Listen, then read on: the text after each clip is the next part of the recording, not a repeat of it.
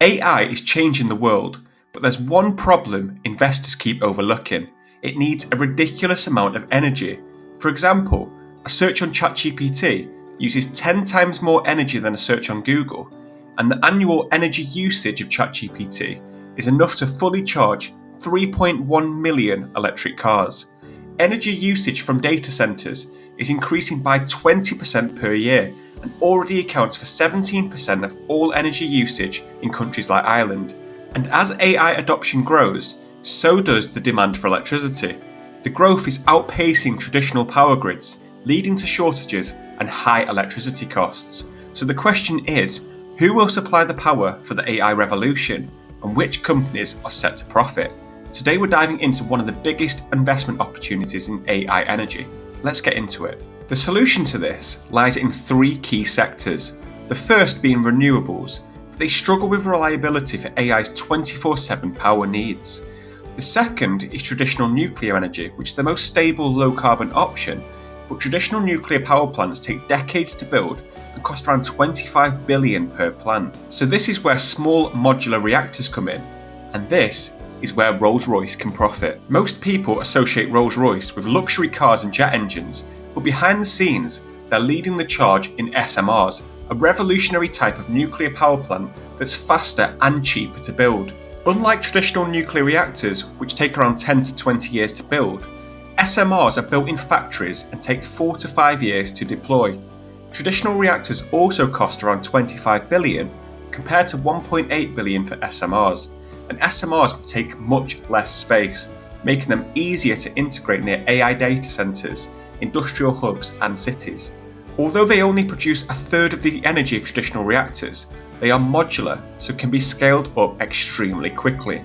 And Rolls-Royce estimates that SMRs could generate around $250 billion in export revenue, with massive export potential to other countries facing power shortages, plus AI companies looking for alternative ways to power their data centers. Now, while this sounds like a massive opportunity, there are still risks to consider. SMRs are still in development, and Rolls-Royce aims for commercial rollout by 2030, but regulatory delays could push that back. The SMRs also have high upfront costs, and long-term profitability depends on scaling production.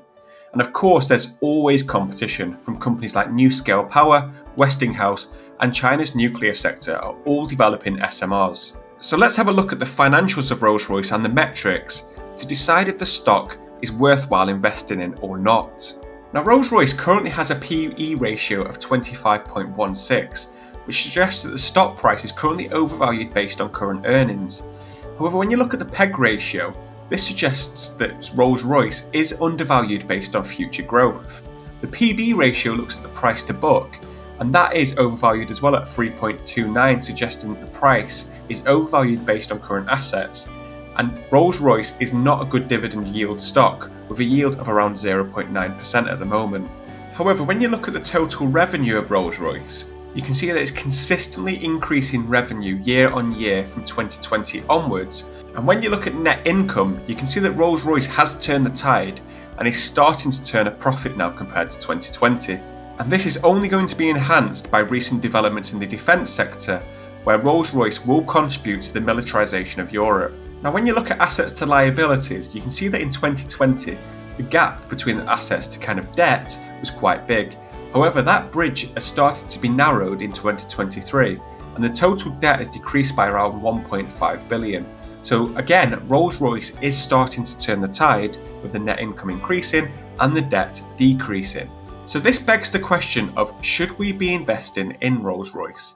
Now, the reasons to buy are things like the AI's massive power needs driving demand for stable energy solutions like SMRs, Rolls-Royce being backed by government funding and has a clear global expansion potential, and the improving financials with a clear path to profitability post-pandemic.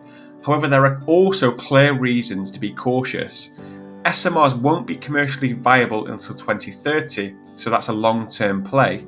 It's got a small dividend and massive competition from other energy providers. So my verdict on this stock, and remember I'm not a financial advisor, but I think if you invested kind of 2 or 3 months ago or even further into the past, you've actually got a fantastic buy here. However, all of this growth potential has already been factored into the current price.